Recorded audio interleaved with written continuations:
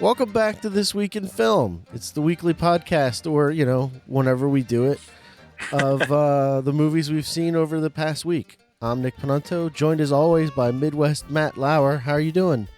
Doing all right. How are you, Nick? I'm great. It's been a couple weeks. What have you seen, Matt? This week, actually, I've seen a bunch of stuff since the last time we talked, but this week I saw a movie from, I think it's made by Netflix, called I Don't Feel at Home in This World Anymore. Oh, yeah? Starring Elijah Wood and Melanie Lynskey. Okay. What's it about? Well, so the way this kicks off is that you kind of get a sense of this woman's character. She's kind of melancholy, and the way she's interacted with people, it's just kind of like the stuff that's annoying about living in the world with people is all kind of standing out. So like people kind of cutting in line, things like that. And then she gets home and discovers that her house has been robbed.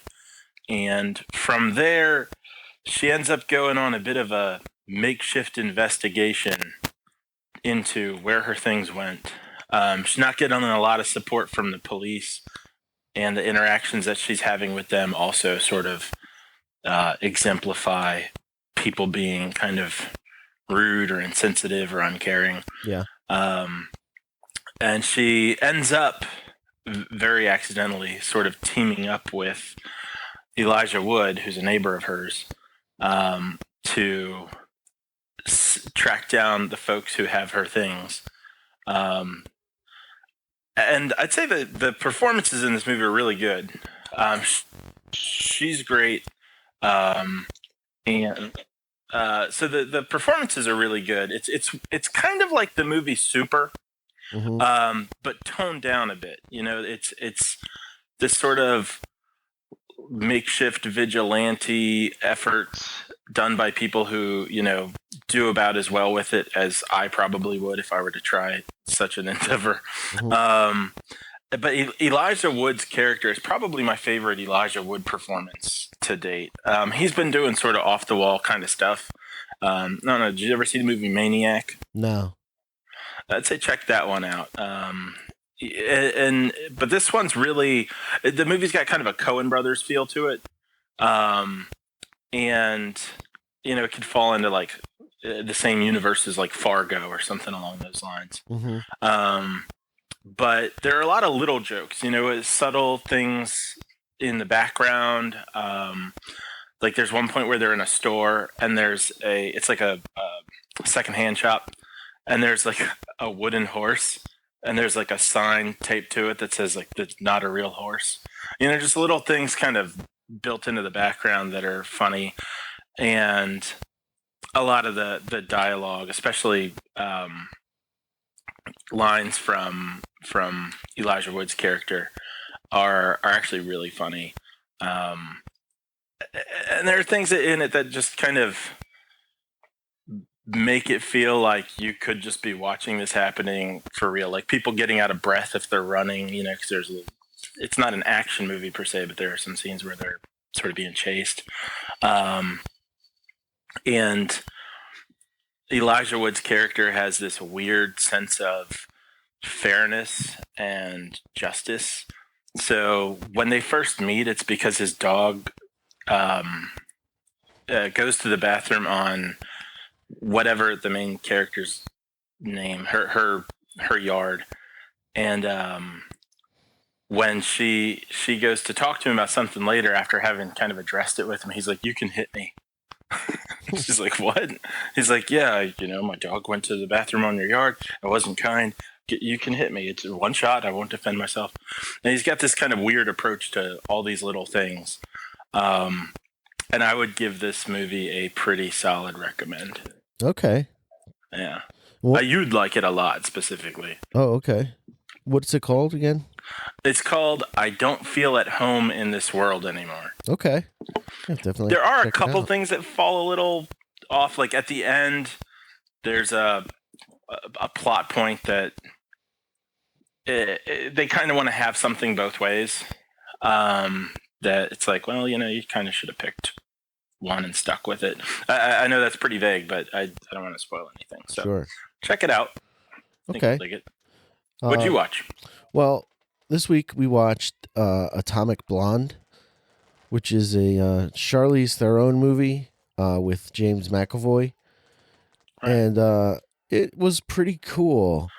It was directed by one, I think. I'm pretty sure this is correct. I did no research. But directed by one of the guys who made the first John Wick. And it definitely has that feel to it, like that gritty kind of realism sort of thing. Basically, Charlize Theron gets the crap beat out of her all movie. And it's cool. It tries to be a little too cool. That's where it kind of makes a few missteps where it's trying to, it's like the stylized style, the stylist, Jesus Christ, where its stylistic approach is a little too on the nose, but otherwise it's a pretty solid action movie. Kind of feels a little bit like the first Bourne Identity with some of the fights in very close spaces and stuff. Uh-huh. And like there's this one sequence that is shot to look like one 5-minute long like hallway fight, and it's brutal. The whole time you're like, oh man, ow, oof, all kinds of sound effects. Okay. But it basically the plot of the movie is it takes place in the last days of the Berlin Wall.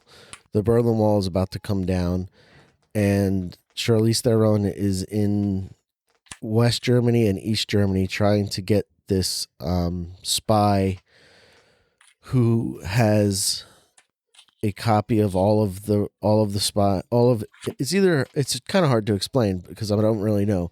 It's either all of England's spies or all of Russia's spies on a watch. Wasn't that the plot of Mission Impossible? Yeah, it's basically the same plot. Oh. And so she's got to get the list. And then she turns out she has to save this scientist guy too. James McAvoy's there to help and whatnot. And there's a bunch of twists that I don't want to spoil any of them, but it's definitely worth watching for the violence alone. It's pretty violent. That's funny because I kind of got that vibe from the preview that it was going to have a fair amount of violence in it, but the preview also felt very PG-13. Do you know what I mean? Like, I don't know if you saw a lot of ads for it before you watched it, but I do know what you mean. And there's a couple of times when the movie's on that you're like, is this PG-13? Is this rated R? But then when Charlize Theron is naked, you're like, oh yeah, this is definitely rated R.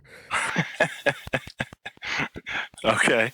Yeah, actually, that's I think one of the things that gave it that feel. Like I felt like I was, and maybe it's just because she's very attractive and she's wearing something sexy, but I felt like in the preview I was just being sold a movie the way you would sell a movie to a 13-year-old boy, where it's like, look, she's wearing a short skirt while she kicks things. Yeah. You might get a flash of her butt or something, And, yeah. Well, and maybe that. Go ahead. No, go ahead. Well, I was gonna say maybe that is how those were made. Maybe that's what they were kind of going for in the ad, was just trying to pull people in with Charlize Theron's body. Or maybe that's just how I was experiencing it because I am a guy watching Charlize Theron looking sexy, and that's what was going on in my head. Right. I don't know. Yeah, it's definitely one of those movies that the style takes place more over the substance. For instance, she wears like a lot of like crazy 80s clothes. But I wouldn't say she's like I wouldn't say she's a very highly sexualized character, but at the same time, she uses her sexuality to get information and to know things. There's like at one point she wears high heels everywhere, and at one point she uses her high heels as a weapon, and things like that. What I mostly wonder is where she kept all her clothes and shoes, because she only brings this one small bag to rush to East Germany with her, and she changes clothes like 10 times. So where's it all going? Yeah. In the ads, I also kind of got the feel that James McAvoy's character was going to have lots of bad lines and like unnecessary jokes. Like I saw the whole like where he's, oh, I think I'm falling in love with you, and then like, this is that kind of. I was interested in seeing the movie a bit, but there was enough of that vibe that I was like, I don't know. I feel like he's going to be annoying me the whole time. Yeah, he's nothing like he is in the trailer. The trailer makes it almost seem like he's like her, like a trainee, like he's a spy in training kind of thing. Mm-hmm. And he's not. He's like a full blown spy. And yeah, so it's not. It's the trailer. I think they didn't know how to market this movie, because I remember watching the trailer and thinking, I don't really want to watch this. Yeah. Okay. Okay. Well, that's encouraging in terms of I am more interested in sitting down and seeing it, given that you had the same feel from the ad and ended up actually enjoying it. My wife just said hi. Oh, that's what's going on. Hi, Jill. So then the other things are about the movie include the soundtrack is pretty great. It's got like a lot of cool 80s music on there. That's really about it. I don't really have too much to say about it, like not without spoiling it too much. So I think I'm going to stop where I'm at, but it was definitely a cool spy movie, definitely a cool action movie. It's nowhere near as good as John Wick. Which, and the only reason I compare it to that is because one of the guys who made John Wick made Atomic Blonde. But yeah, I did enjoy John Wick. I didn't see the second one, so did it compare well with that? I know most people said the second John Wick was pretty good, but not as good as the first. Yeah, the second John Wick was pretty good, and like you said, not as good as the first, but you still want to know where he's going, and the action is great. So if you were going to sit down and watch one again, would you rather watch John Wick 2 or Atomic Blonde? Atomic Blonde. Gotcha. Yeah. Because like a lot of Atomic Blonde, I kind of was confused a lot, because there's a lot of names that get thrown around, and you're like, wait, isn't that guy Serpico or Serpica or whatever? And you're like, and my wife was like, no, he's this other guy. So it's one of those movies. I think if I watched it again, I might like it a little more too, because you can follow it a little more clearly. Okay. Yeah. Okay. Yeah, I'll check that out. I think it's on HBO Go right now, so I'll check that out. Little plug for HBO there. And so what else? I'm sure they appreciate it, because they are in such need. They need it. Their Dragon show isn't coming out until next year, so right. You got to keep people I was gonna say keep them in the seats, but I guess at home you can do whatever you want. Yeah. So what else have you seen? It's been a couple weeks. Yeah, I finally saw Hidden Figures. Is that the space movie? Well, it's a movie about astronauts. There's not a whole lot happening in space throughout the movie. But it's actually really about, it takes place in like 1962, I think, or like 61 to 62. And you are following 3 African-American women who work for NASA, doing a couple different things. One of them is in a quasi-supervisor position for pretty much a full team of African-American women, and doing kind of numbers-focused work. They're really, like doing some legwork as far as crunching numbers and kind of acting as human computers in a way. There's one woman who literally her position is called a computer, and she's like a super math whiz. And these are all real women, by the way. Mm-hmm. And then the third, it's been a couple weeks since I saw it, but the third Well, she's got an important position there too. I'm not remembering what it is off the bat. I think she's an engineer. And so you're following them through all their efforts to do their jobs, and they're needed to do these things because they do a really good job at what they do. And in some cases, they're running into people who are really unappreciative of them. There's definitely of the three women, the one you follow the most is the math whiz, and she ends up being promoted in a way into kind of like the biggest inner circle. Kevin Costner plays. Actually, he's really good in this. I don't believe you. I understand because I literally made 2 or 3 comments about like I don't want to sit down and watch a Kevin Costner movie, but he's really good in it. It's and he's kind of the head of I guess not all of NASA, but he's the top of all the people that are in the movie, and the math whiz gets promoted into sort of this inner circle room of people working for him, and he's kind of stressed and busy and just a really hardworking guy who sometimes isn't paying attention to what's going on around him. Mm-hmm. He's not an asshole. However, there are some people there, especially this one character played by the guy who's what's his name? The guy that everybody loves on that show with all the nerds. Big Bang Theory. There you go. So the Bazinga guy. I don't watch the show. I don't like it.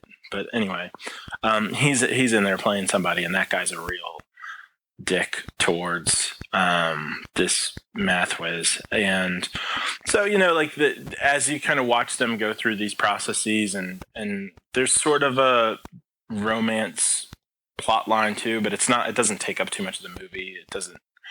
It's there and connects kind of the personality stuff without getting in the way of or feeling really unnecessary to the rest of the movie. Mm-hmm. And it's a lot of really good performances. There are a couple things here and there, like lines that are like, a movie like this has a lot of potential for getting really corny and kind of going over the top and feeling like Forrest Gump or something like that. Right. And there's a couple lines here and there that I'm like, okay, that's not how people would actually talk. But I'd say there are a lot more opportunities to do that sort of thing that it refrains from. Kevin Costner's character is a pretty good guy without being like over the top, like, oh, I'm going to just be this knight in shining armor. And, it doesn't have a lot of those moments where you're like, okay, this is just getting too caught up in itself, right, and self-congratulatory. It stays pretty grounded, and I'd say it was a really nice movie to watch. Like you walk away going, hey, that's pretty awesome. I'm glad I sat through that. Yeah, I forgot about the movie. I want to watch it. I love space, so I wanted to see that when it was in theaters, but I didn't get around to it. If you're interested in how things worked back then in NASA, and if you're interested in things like what it looked like for people to start learning about computers, I'd say it's really cool for that sort of thing, because it's not the main point of it, but it's definitely there. And like coming away from the movie, I'm like, man, I'm kind of more curious about NASA than I was beforehand. Cool, that's awesome. Yeah. Have you ever seen The Right Stuff? No, I haven't seen that. It's definitely worth a watch. It's crazy long. Like I think it's like 3 hours long. But it's all about the Mercury space program. Okay. It's great. It's really good. And then if you follow that up with watching if you watch the HBO series From the Earth to the Moon, which is, I haven't even heard of that. Which is about it's from back when Apollo 13 came out. Okay. I think Ron Howard and Tom Hanks produced it because Tom Hanks introduces every episode. But there's a lot. It's a great series that complements the right stuff really well. And then if you wrap it all up with Apollo 13, it's one heck of a week spent in space in the 60s. I saw Apollo 13 in the movie theater, or not the movie theater, in the drive-in when it first came out. I have never had an impulse to watch that movie ever again. What? Really? Oh, I love Apollo 13. It's so good. I actually, when we were going through movies to watch last night, I was like, "You want to watch Apollo 13?" And my wife goes, "No, let's watch Atomic Blonde." So, but I could watch Apollo 13 every day. I think it's great. So compelling. And you can follow that up with Contact, since you watch that all the time too. Also about space. I still haven't gotten around to watching that one again. Get on that. You should watch it. It's good. Another movie that I watched over the last couple of weeks is The Shape of Water. Oh, wow. Did you see Shape of Water? I haven't. Oh, well, I don't want to spoil anything. No, go ahead. But so The Shape of Water was it's a movie, came out this past year, directed by Guillermo del Toro. Mm-hmm. And it won Best Picture, didn't it? I think so. Yeah, I don't know why it did.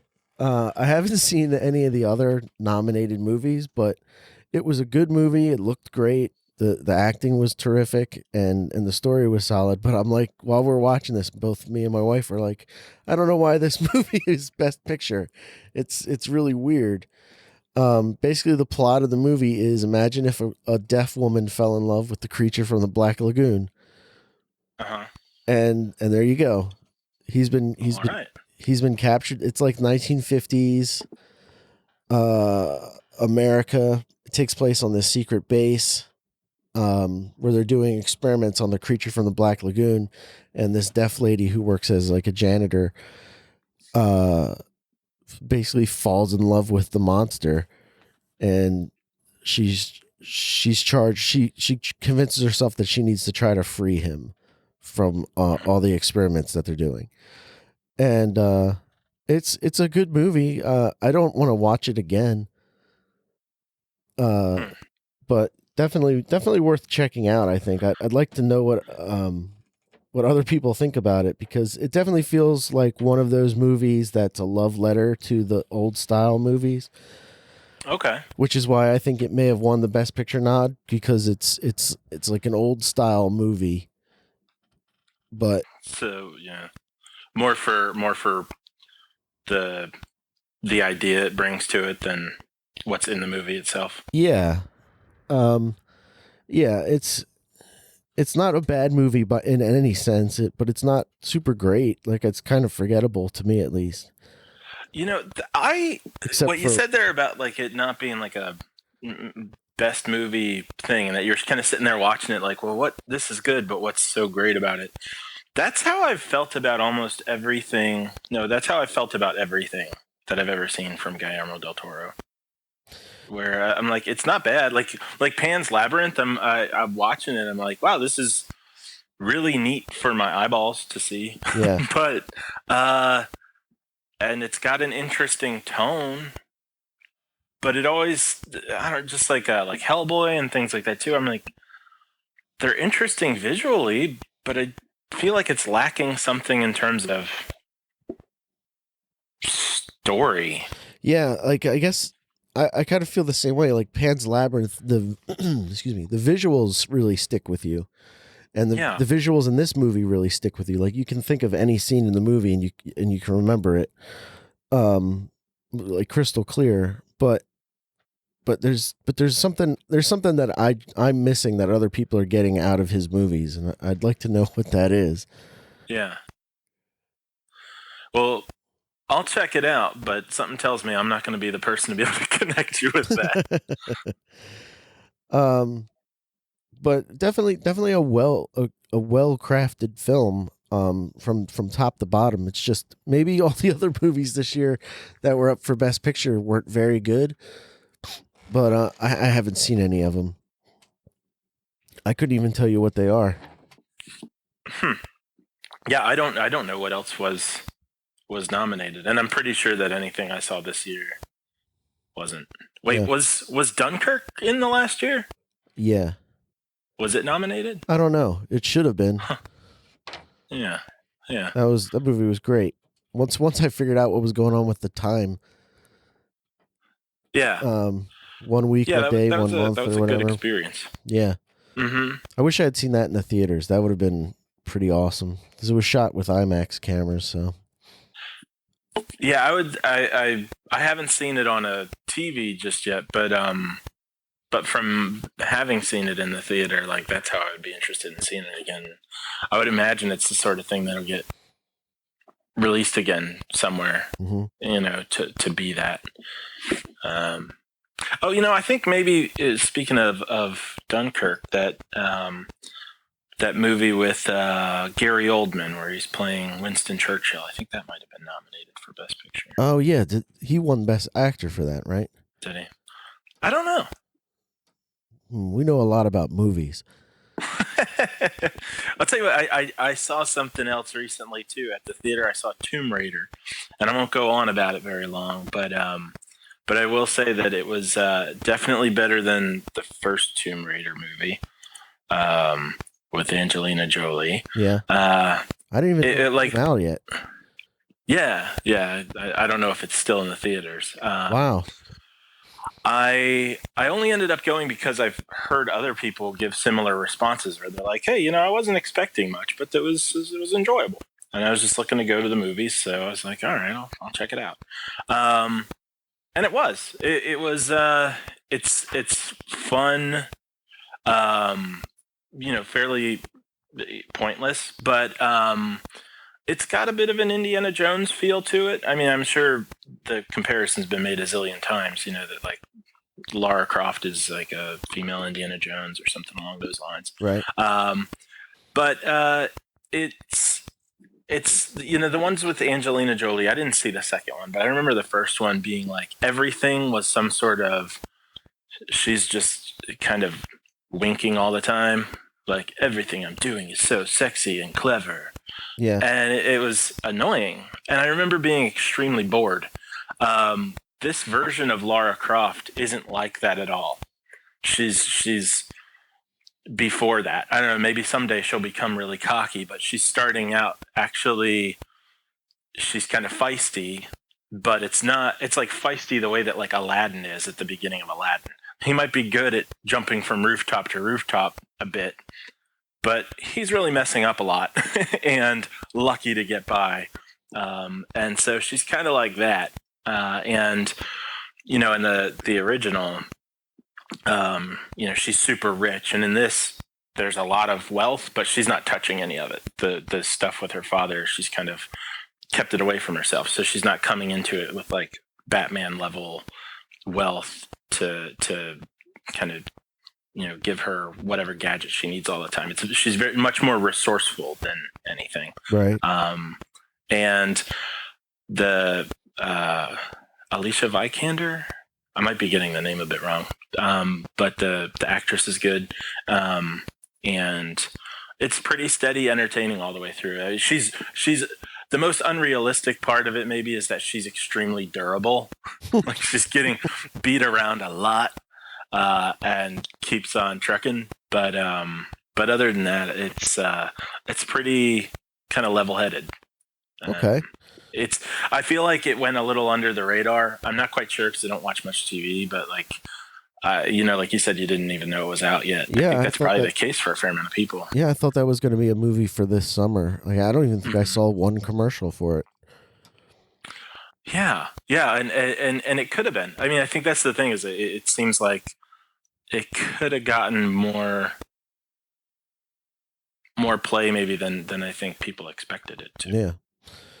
Well, that's good to hear. There's a cool action adventure movie coming to video soon. One other thing that I saw, I watched the DC Comics animated movie Batman Gotham by Gaslight. Mm-hmm. Have you seen that? No, I've seen the cover, the cover that's on screen. Sure. But it was pretty good. definitely had a few twists and turns in there. I don't really want to spoil them because it's kind of worth seeing. The thing that really bothers me about like those Elseworld stories is how they have to incorporate everything that it's Batman into this movie. Okay. But let me start from the beginning. So it takes place in turn of the century 1900s like Jack the Ripper time period. In Gotham City, Jack the Ripper is going around killing people, and the vigilante known as the Batman is trying to hunt him down. Okay. And Catwoman is there, Poison Ivy's there, like all the major Batman things are there. Like all the Robins are there, but they're not Robins. They're just like street rats. Okay. And Batman befriends them in some way or another. And that's where the thing where it starts to get kind of corny is where they have to like squeeze in. Here's Catwoman. She's this kind of person at turn of the century times, and here's Poison Ivy. She's this kind of person at turn of the century times. Here's Commissioner Gordon, and he's doing this, and here's Detective Bullock. Stuff like that. Where it probably would have been just as good as if they just told like a straightforward story without having to cram in all of the Gotham, the whole rest of the universe. Yeah, exactly. But if they didn't do that, then the twist at the end of the movie wouldn't really work as well. Mm-hmm. Okay. But yeah, I can't really say much more without spoiling it, so I won't. Okay. Well, I'll check it out. Yeah, with you saying that, though, it kind of makes me realize how much it would be nice to have Batman just be on his own. Yeah. And solving something that's with a villain, criminal, that isn't so familiar. Yeah. It's based on a graphic novel, but I haven't read it. It's like one of those standalone kind of Batman stories. Yeah, it's been a long time since I've run across one of those. What comes to mind right now is like there's a Batman, there's a standalone that was Batman Blood Rain or something like that, where and there was a sequel, Batman versus Dracula, where he's actually fighting vampires. And it's a little cheesy and stuff anyway, but I do remember just kind of enjoying that. It's like, oh, here there's not other stuff around. It doesn't feel like, Harley Quinn's got so popular that she has to be in everything. Right, exactly. That's what hampers Gotham by Gaslight a little bit, is that they have to keep throwing in these nods to the source material or the comic book. Like does Batman really need an Alfred?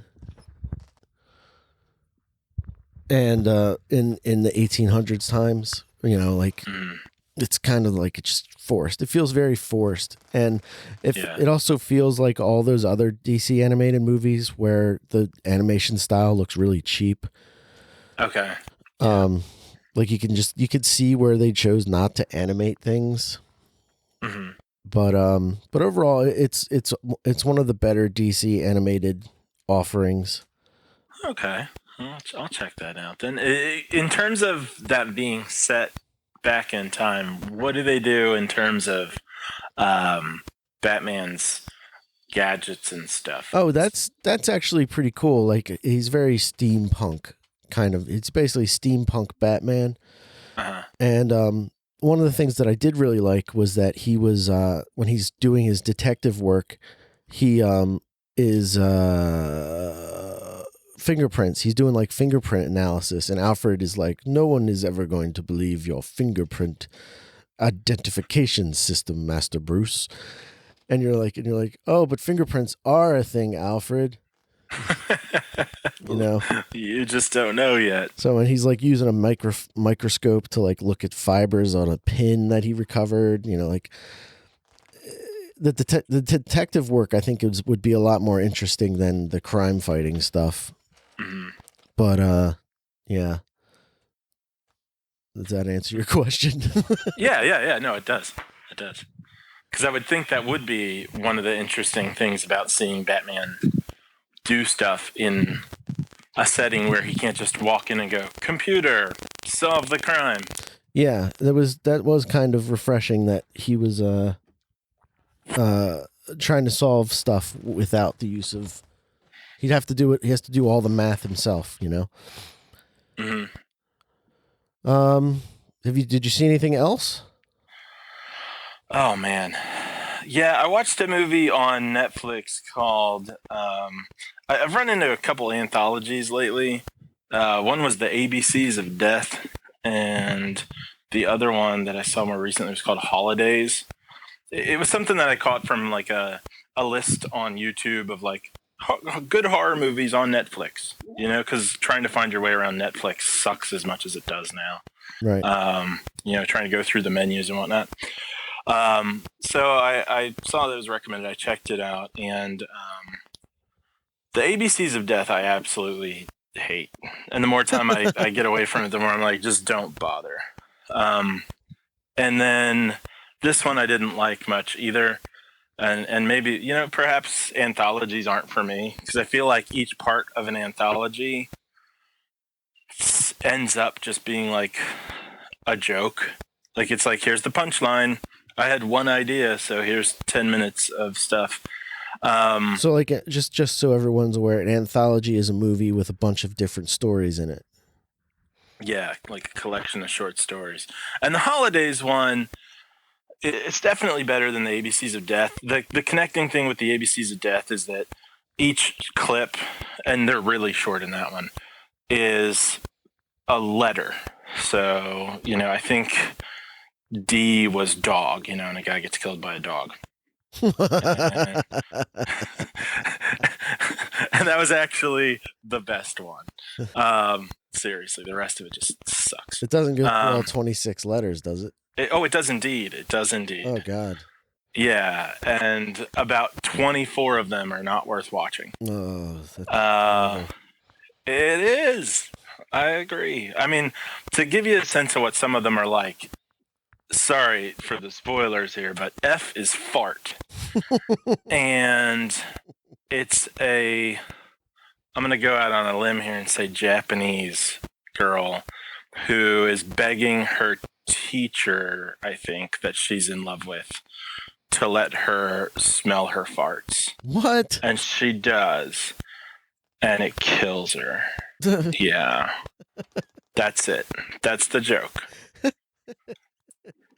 Thank you, people who came up with that. We got to come up with 25 more. Yeah. What was Z? Man, I don't remember. Z was, actually, Z was something really weird. Like, well, they were all really. Now I want to know what all the letters were. Yeah, just look it up on Wikipedia or something. it's. I mean, that honestly, I watched it with my girlfriend and a roommate, and that was the funnest part of it, is that we were watching each one and going like, "What's the word?" Trying to guess what the word is. Yeah. Okay. And if it hadn't been the three of us guessing together, I would have turned it off by C. You know. The Holidays one, what ties that together is each story is connected to a different holiday. So, and I think it goes in order, maybe like starting with New Year's, and some of them are all right. But at the end of the day, they were all kind of a waste of time. There's one that's got Seth Green in it that's really almost interesting. And if it had been longer, if it had been its own thing, it could have made a good episode of Black Mirror or something like that. Which, now there's an anthology show. Yeah. where each episode is something completely different. Yeah. And that, I would say, is done perfectly. Yeah. From what I've seen of Black Mirror so far, it's awesome. Black Mirror is great. Even though some of the episodes aren't super great, it's still good. So far, the ones I've seen have all been good. I've heard of a couple of the other ones and gone like, I don't know if that's going to be good, but this is not. Yeah, but the Seth Green one does kind of, it's interesting enough to go like, oh, I'd be interested in seeing that as its own thing. But unfortunately, it's 8 minutes long and it's over. And the way it is, the sort of punchline at the end of it, it's almost, it's too fast. And you're like, well, I'd rather see that be fleshed out and come together than just be like, oh, by the way, this is what's going on. Yeah. That he finds out. And it made me think something, and I was kind of interested to see what you'd say about this. You and I have a slightly different taste in humor sometimes, but Seth Green, I don't like him in things. Or maybe I just don't like things he's in. But I feel like he'd be a fun guy to hang out with. Yeah, I would think so too. He's not a bad actor. I'm not complaining about his talent, but like I see him in things and go like, oh God, Seth Green's here. Great, this is gonna suck. But like, but I'd be happy to be friends with him. Yeah, he seems like a nice enough guy. I guess.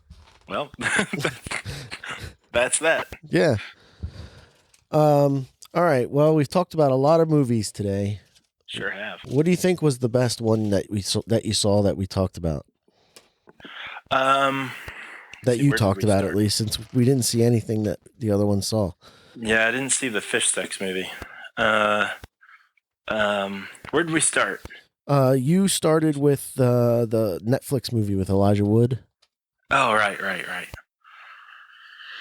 I'm gonna have to say Hidden Figures. Really? Okay. It's the best one. And yeah, and it's one of those things that you might go like, oh, I'm not really in the mood for that right now. You know, something realistically based.